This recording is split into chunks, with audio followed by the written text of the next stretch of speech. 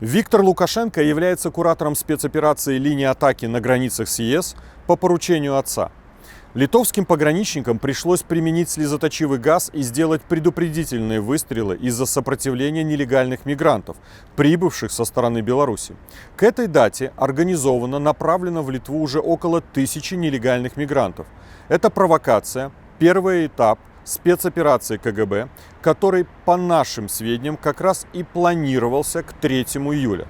То, что сегодня происходит на литовской границе, готовилось на протяжении определенного времени лично под руководством Александра Лукашенко. Курировать эту спецоперацию Лукашенко поручил своему сыну Виктору. Операция заключается в следующем. В Ираке организовываются группы граждан Ирака и других государств Ближнего Востока, которые перебрасываются самолетами иракских авиалиний в аэропорт Минска. Там они во внеочередном порядке получают въездные туристические визы на основании путевок предприятия «Центр-курорт» Управления делами Лукашенко. В последующем они размещаются в отелях и на других туристических объектах и в определенное время перемещаются к линии границы с Литвой. Обеспечение данной спецоперации осуществляет спецподразделение пограничного комитета «АСАМ», отдельная служба активных мероприятий, в которой ранее, кстати, служил Виктор Лукашенко.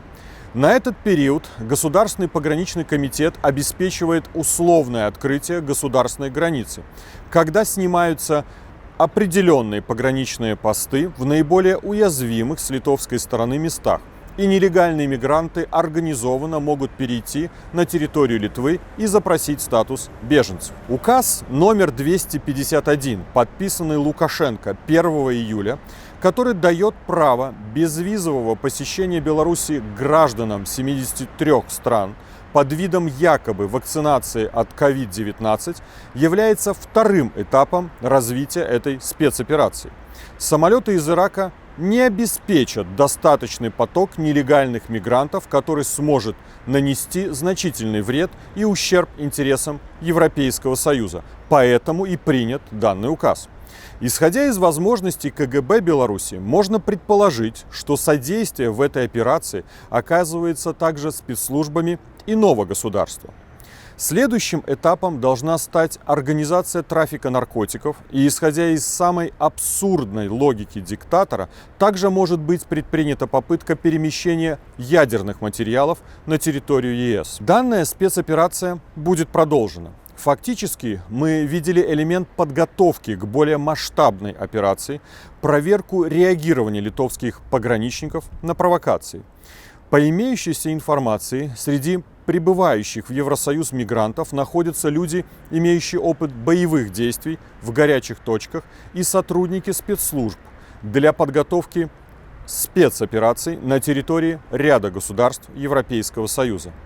Направление Литвы является на сегодняшний день ключевым, но по нашим данным могут возникнуть и другие направления – Польша, Латвия и Украина. Лукашенко еще раз подтверждает свой статус международного террориста. Убежден, что странам ЕС, Соединенным Штатам Америки, Великобритании необходимо начать рассмотрение уголовного дела, итогом которого должно стать официальное признание Лукашенко международным террористом, а его режима – международной террористической организацией. А Международному олимпийскому комитету стоит оценить действия руководителя Национального олимпийского комитета Беларуси Виктора Лукашенко, особенно в преддверии Олимпийских игр в Токио.